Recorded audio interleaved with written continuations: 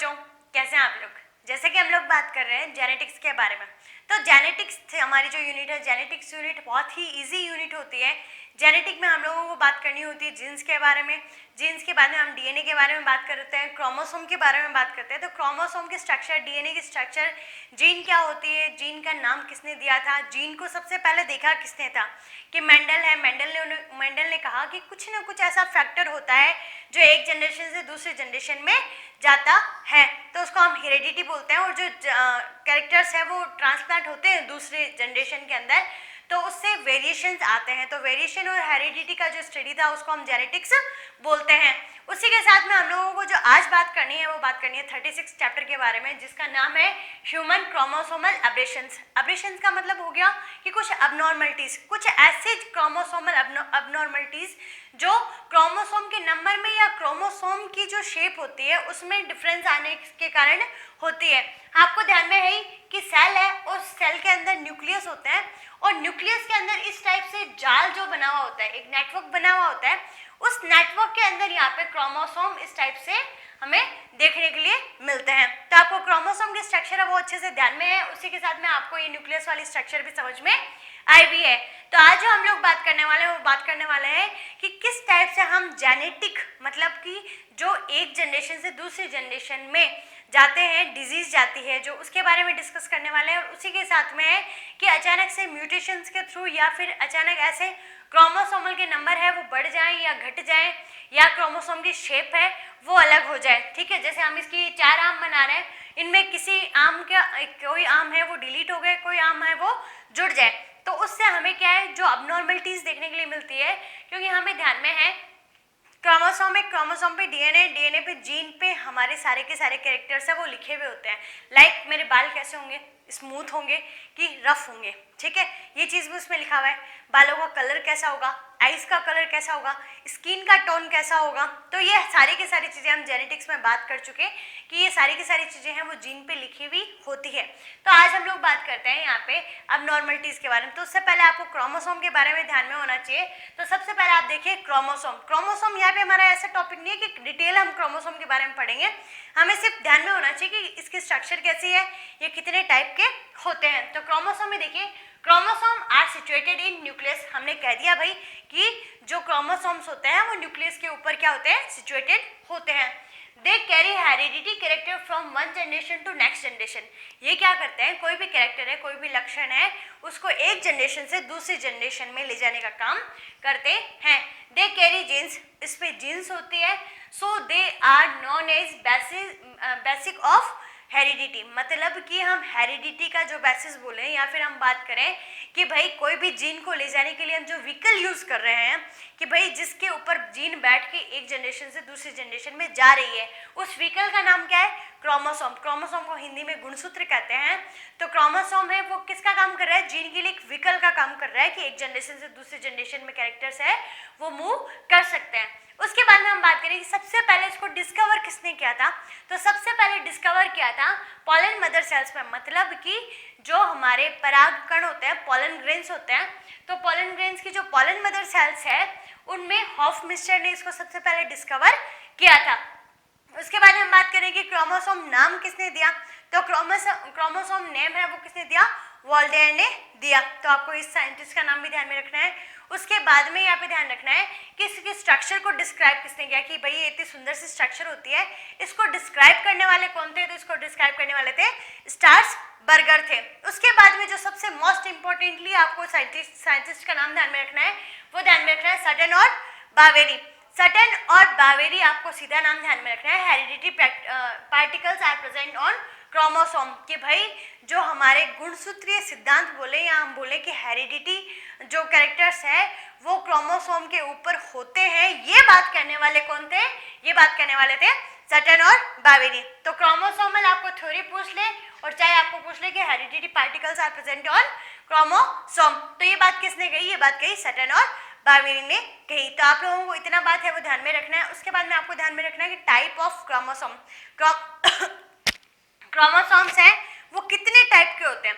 तो क्रोमोसोम्स यहाँ पे 3 टाइप के होते हैं। जस्ट सबसे पहले आपको ये ध्यान में होना चाहिए कि जो सेल्स है वो कितने टाइप की होती है, तो सेल्स 2 टाइप की होती है, एक तो होती है हमारे यहाँ पे प्रोकैरियोटिक और एक होती है यूकैरियोटिक।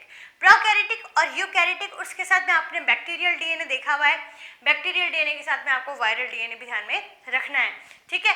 तो जो बैक्टीरियल होता है तो बैक्टीरियल का अपना अलग डीएनए ही है, वो क्रोमोसोम पे बाइंड नहीं होते, लेकिन जो यहाँ पे वायरल प्रोकैरियोटिक और यहाँ यूकैरियोटिक है, तो इसको हम लोग ढंग से देखें तो वायरल डीएनए वो सिंगल क्रोमोसोम होगा, सिंगल क्रोमोसोम होगा, और इसी के साथ में ये बना हुआ किससे होगा, या तो होगा मेडअप ऑफ डीएनए या मेडअप ऑफ आरएनए। ऐसे नहीं बोल सकते कि डीएनए और आरएनए दोनों होंगे, क्योंकि हम हमारी सेल की बात करते हैं कि हमारी सेल के अंदर डीएनए भी प्रेजेंट है और हमारी सेल के अंदर आरएनए भी प्रेजेंट है, लेकिन वायरल में आपको ध्यान में रखना है या तो डीएनए होगा या आरएनए होगा।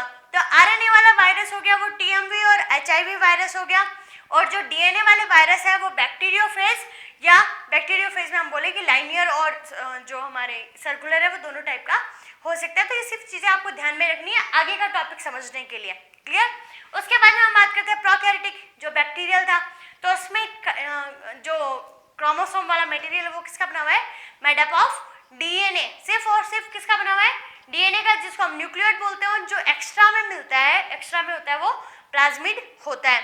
उसके बाद हम बात करें यूकैरियोटिक की, यूकैरियोटिक का मतलब हम लोग, ठीक है, हम लोग हैं, उसमें है कि जो क्रोमोसोम्स है वो कहाँ प्रेजेंट होंगे, present in nucleus, more than 1, एक नंबर से ज्यादा होंगे, ठीक है। हम लोग को ध्यान में है कि हमारे कितने होते हैं, हमारे 46 क्रोमोसोम्स प्रेजेंट होते हैं। उसके बाद हम बात करें कि large quantity of DNA with histone and non histone protein, इसके अंदर जो हम बोलते हैं कि डीएनए इसके ऊपर इसके आम पे लिपटा हुआ रहेगा, तो वो लिपटा हुआ किसकी हेल्प से रहेगा, वो हिस्टोन और नॉन हिस्टोन प्रोटीन की हेल्प से रहेगा।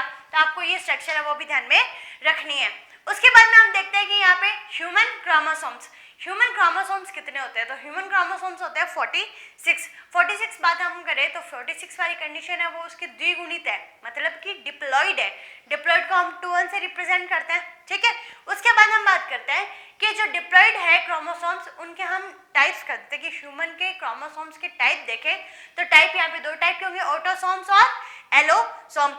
ऑटोसोम्स है, इसको सोमेटिक क्रोमोसोम्स भी बोलते हैं, मतलब कि जो सब में सेम होते हैं, उसमें मेल और फीमेल का कोई डिफरेंस नहीं होता, मेल और फीमेल में दोनों में ही 22 पेयर, मतलब कि 44 क्रोमोसोम्स है वो एकदम सेम होते हैं, ठीक है। तो आप लोग को ध्यान में रखना है, यहाँ पे सोमेटिक में क्या रहेगा, ऑटोसोम में एकदम सेम वही 24 पेयर रहेंगे मेल में और वही सेम रहेंगे फीमेल में।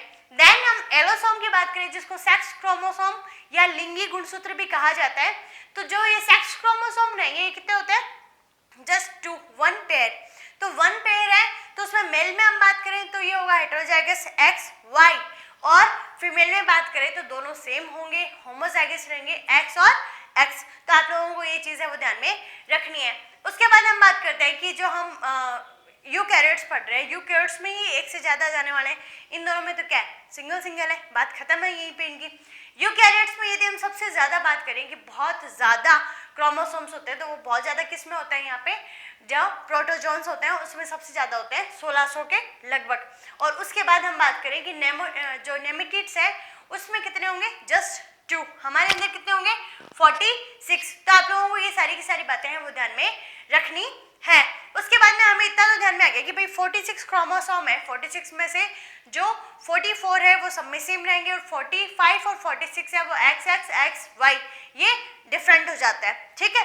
तो यहाँ पे जो सुपर न्यूमरेसी है, तो सुपर न्यूमरेसी का मतलब हो गया कि भाई सुपर न्यूमरेसी मतलब नंबर में क्या हो जाएगा, इंक्रीमेंट हो जाएगा। तो यहाँ पे देखिए sometime changes in number of chromosomes, कुछ होता है कि कुछ ऐसे फैक्टर्स है, कुछ ऐसे जेनेटिक प्रॉब्लम्स है, उसके कारण क्या होता है कि इनके नंबर में अचानक से चेंजेस आ जाते हैं, ठीक है। Sometimes changes in number of chromosome में occur and number increased from total 46 chromosome. सीधा समझ में आ रहा है कि भाई 46 क्रोमोसोम है, उससे अचानक से नंबर क्या हो गए, इंक्रीज हो गए, तो उन इंक्रीज वाले नंबर को हमने क्या बोल दिया, सुपर न्यूमरेसी, ठीक है। सुपर न्यूमरेसी बोल दो, बीटा क्रोमोसोम बोल दो, चलेगा ये, ठीक है।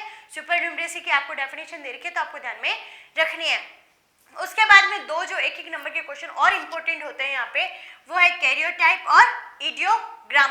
अब ये कैरियोटाइप क्या है, कैरियोटाइप का मीन्स हो गया, कैरियो का मीन्स होता है न्यूक्लियस और टाइप, मतलब कि ये जो यूकैरियोट्स है, यूकैरियोट्स के अंदर जो न्यूक्लियस प्रेजेंट है उस न्यूक्लियस के टाइप है वो किसके बेस पे चेंज हो जाएंगे, क्रोमोसोम के नंबर पे, कि भाई इसका क्रोमोसोम नंबर बहुत ज़्यादा है तो इसका न्यूक्लियस अलग रहेगा, 46 में हमारा है तो वो भी अलग रहेगा, 2 है तो वो भी अलग रहेगा। तो यहाँ पे लिखा हुआ है कि number and appearance of chromosome present in nucleus of eukaryotic organism.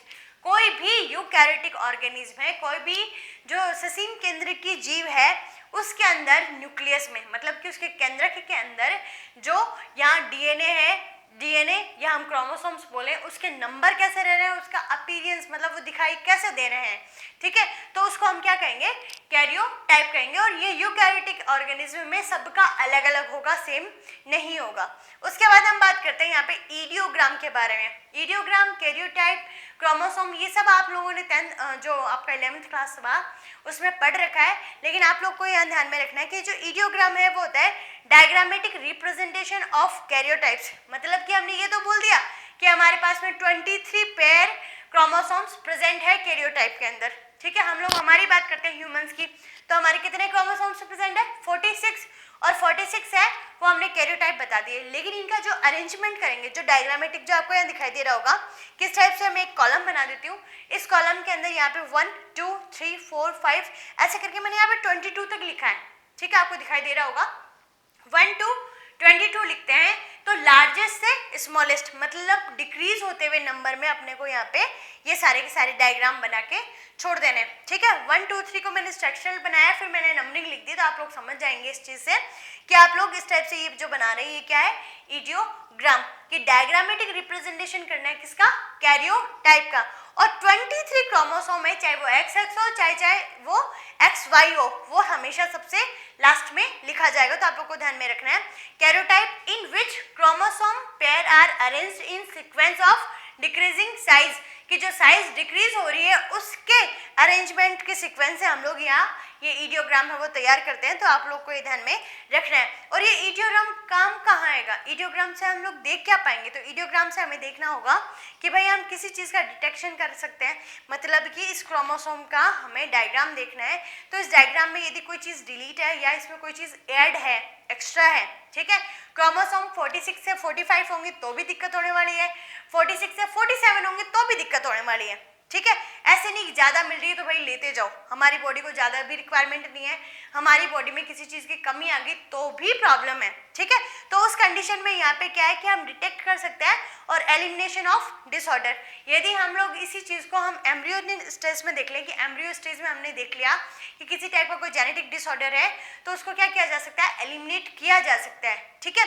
और जैसे है कि उस टाइम एलिमिनेट ना करें और बाद में वो जो सारे के सारे कैरेक्टर है वो शो करेंगे, तो उसके रिलेटेड जितनी भी डिजीज वगैरह पढ़ने वाले हैं हम लोग इस चैप्टर में, तो आप लोग को ध्यान में रखनी है। यहाँ पे जो क्वेश्चन बताती हूँ मैं, तो क्वेश्चन है वो क्वेश्चन एक तो सटन बावेरी का आपको बहुत ज़्यादा अच्छे से ध्यान में रखना है, बाकी साइंटिस्ट के नाम आप लोगों ने लास्ट ईयर पढ़ रखे हैं तो आपको ध्यान में ही है। उसके अलावा आपको कैरियोटाइप एंड ईडियोग्राम, सुपर न्यूमरेसी, ये आपको ध्यान में रखनी है। एक एक नंबर की डेफिनेशन है वो इससे पूछी जा सकती है। उसके बाद में हम लोग बात करने वाले हैं जेनेटिक कुछ और अबनॉर्मलिटीज़ हैं उनके बारे में, ठीक है। तो आप लोग ये वाला है, आप अच्छे से अपने नोट्स है वो बना लीजिए। मैं काफ़ी आपके रिक्वेस्ट के बाद में वीडियो बना रही हूँ, लगभग 1-1.5 हफ्ते से वीडियोस नहीं बना पा रही।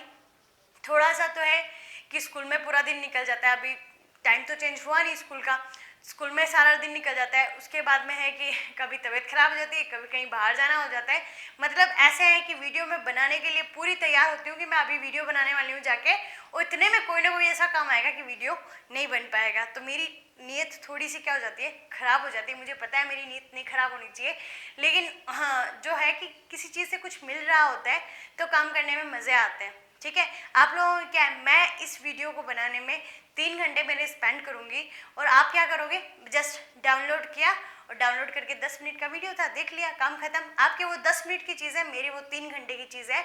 मेरे को जब जैसे टाइम मिलेगा मैं आप लोगों को वीडियो बना दूंगी। मेरी रेस्पॉन्सिबिलिटी है कि मैं आपको सारी यूनिट के सारे चैप्टर्स अवेलेबल करवाऊंगी, तो मैं करवाऊंगी, ठीक है। चाहे आपसे मेरे को कुछ मिले, चाहे आपसे मेरे को कुछ ना मिले, लेकिन मेरे को एक संतुष्टि रहेगी कि आपके जब बहुत अच्छे नंबर आएंगे ना, ठीक है, तो आप आप मेरे को एक थैंक्स का मैसेज बोल देना कि भाई मैम थैंक्स, आपके कारण हमें बहुत अच्छे से पढ़ने के लिए मिला, आपने हमें क्वेश्चन पेपर्स या जो भी है वो अवेलेबल करवाया, वो थैंक्स मेरे लिए इनफ रहेगा। ठीक है, तो खुश रहिए, मुस्कुराते रहिए और एक बात का मेरे को जवाब दीजिएगा कि यदि आपको स्कूल में प्रैक्टिकल फाइल्स के लिए आपको कहा है कि प्रैक्टिकल फाइल्स बनानी है, तो आप मेरे को एक बार थोड़ा कमेंट सेक्शन में बता दीजिएगा, ताकि मैं भी यहाँ जो मेरे पास में बच्चे पढ़ रहे हैं तो मैं उनको बोल सकूँ, क्योंकि अभी कन्फ्यूजन में है कि फाइल्स है वो बनानी है नहीं बनानी। प्रैक्टिकल डेट है वो आ चुकी है 1 अप्रैल से, तो आप लोग थोड़ा सा मेरे को बता दीजिएगा कि आपके टीचर्स ने आपको क्या कहा है, ताकि मेरे को भी ध्यान में आ जाए। ठीक है, थैंक यू।